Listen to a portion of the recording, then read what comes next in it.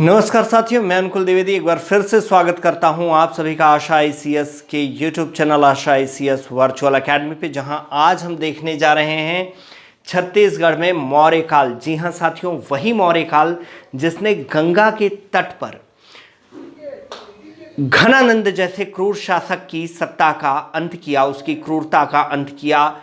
वही मौर्य वंश जिसने पहली बार संपूर्ण भारत को एक सूत्र में बांधा, एक विजय अभियान के माध्यम से। वही मौर्य वंश जिसने विष्णु पुराण के इस श्लोक, यानी जहां कहा गया है कि उत्तरम यत् समुद्रस्य हिमाद्रिश्चैव दक्षिणम नाम तद भारतः भारती यत्र संतति, इसका प्रकटीकरण किया, इसे सार्थक किया कि यह परिभाषा जहां लिखा हुआ था कि उत्तर में हिमालय से लेकर दक्षिण में समुद्र तक और दक्षिण के समुद्र से उत्तर में हिमालय तक जो भूमि है वह भारत है और भारतीय इसकी संतानें हैं। हम बात करने जा रहे हैं उसी मौर्य वंश की और देखने जा रहे हैं छत्तीसगढ़ पर उस मौर्य वंश का क्या प्रभाव पड़ा, प्रत्यक्ष या अप्रत्यक्ष रूप से क्या छत्तीसगढ़ की मानवीय गतिविधि मौर्य वंश से संबंधित थी या नहीं। तो जैसे भी थी, प्रत्यक्ष या अप्रत्यक्ष, आइए देखते हैं कि छत्तीसगढ़ का इतिहास जो है वो मौर्यकालीन इतिहास से किस प्रकार संबंधित है। तो देखा जाए तो जब हम मौर्य काल का छत्तीसगढ़ में अध्ययन करते हैं तो हमें कुछ ऐसे पुरातात्विक साक्ष्य प्राप्त होते हैं जिनके माध्यम से हम मौर्य काल में छत्तीसगढ़ में मानवीय गतिविधि होने का एक प्रमाण प्राप्त करते हैं। जिसमें सबसे पहला है, देखिए हमें जो मिलते हैं वो है सिक्के। सबसे पहले सिक्कों का जिक्र करेंगे और सिक्के हमें प्राप्त होते हैं यहां छत्तीसगढ़ में 3 स्थानों से मौर्यकालीन सिक्के हमें प्राप्त होते हैं, जिसमें 2 स्थान जो है वो आपके जांजगीर और चांपा में है। वो कौन कौन से स्थान हैं? एक है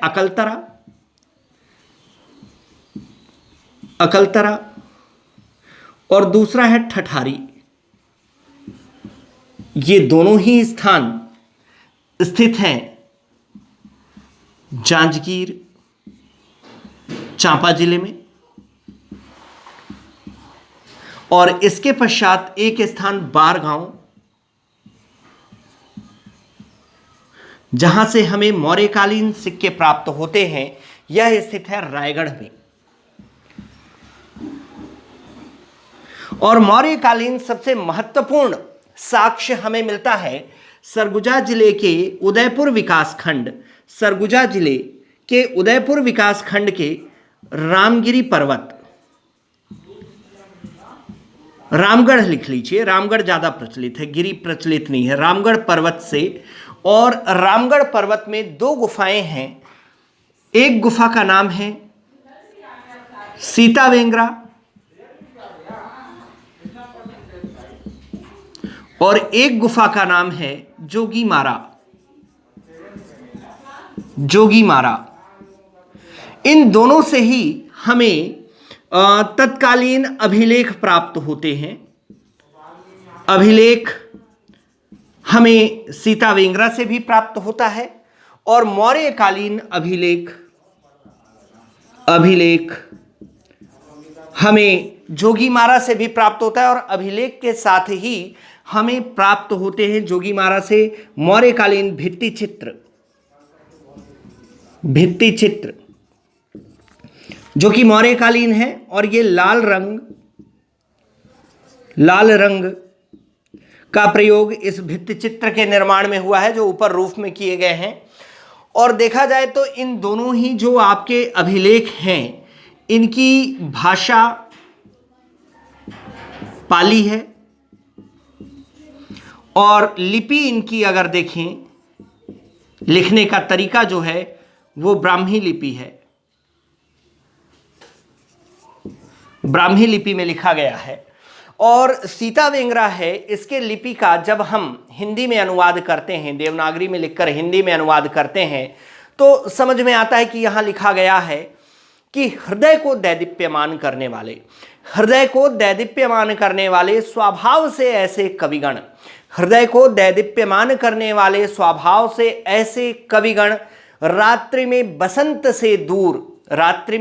से दूर हास्य और विनोद में डूबकर रात्रि में चमेली के फूल की माला का आलिंगन करते हैं।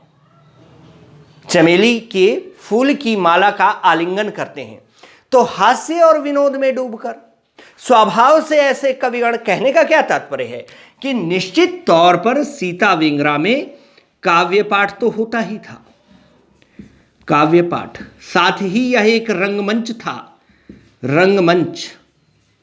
था जहां नाट्य अभिनय भी हुआ करता था, नाट्यकर्म भी हुआ करता था। और वो नाटक करता कौन था? जो जोगी मारा अभिलेख में हमें प्राप्त होता है, जो 5 लाइन का अभिलेख है, छोटा सा अभिलेख है। प्रथम पंक्ति में लिखा हुआ है नाम सुतनिका जो एक नृत्यांगना थी, और निचले लाइन में लिखा हुआ है नाम देवदत्त। तो नाम देवदत्त यानी देवदत्त हो गया, सुतनिका देवदत्त। और तीसरी पंक्ति में दोनों का नाम साथ में लिखा हुआ है। चतुर्थ पंक्ति, पंचम पंक्ति जो थोड़ी धूमिल सी है, वहां पे निश्चित तौर पे यह अनुमान लगाया जाता है कि इन दोनों के बीच प्रणय प्रसंग का कोई वर्णन है। तो देवदत्त और सुतनिका थे कौन? सुतनिका यहाँ की नृत्यांगना थी इस रंगमंच की, जिसका नाम जोगी मारा की गुफा में दिया हुआ है, और देवदत्त जो है यहाँ का नर्तक था। तो इस प्रकार यहाँ एक प्राचीनतम ऐसी गौरवमयी समृद्धशाली सांस्कृतिक परंपरा का हमें ज्ञान होता है, जो विश्व में उस समय की इकलौती और सर्वप्रथम परंपरा थी, जहां मानव ने मनोरंजन सीखा, जहां मानव ने स्वयं के मन को रंजित करने की परंपरा आरंभ की। जो मनोरंजन, जो मानव के विकास के लिए एक मूलभूत आवश्यक तत्व है, जिसके बिना मानवीय समाज जो है वो पशुवत हो जाता है, निर्विचार हो जाता है, या विचार शून्य हो जाता है, कर्म शून्य हो जाता है, शक्ति विहीन हो जाता है, निरुत्साहित हो जाता है। तो मानव जीवन में उत्साह भरने वाला तत्व क्या है? मनोरंजन, जिसकी प्राचीनतम परंपरा हमें छत्तीसगढ़ की भूमि से, रामगढ़ पर्वत से प्राप्त होती है। तो इस समृद्धशाली संस्कृति का अध्ययन करने के पश्चात मैं आपको बताऊं कि पूरे मौर्य काल में बस आपको छत्तीसगढ़ में इतनी ही चीजें पढ़नी है, इससे ज्यादा कुछ भी नहीं है। तो निश्चित तौर पे इसको पढ़ करके याद कर लीजिए, और आगे मिलते हैं अगली वीडियो में, जहां पर हम देखेंगे सातवाहन वंश के बारे में। तब तक के लिए जय हिंद।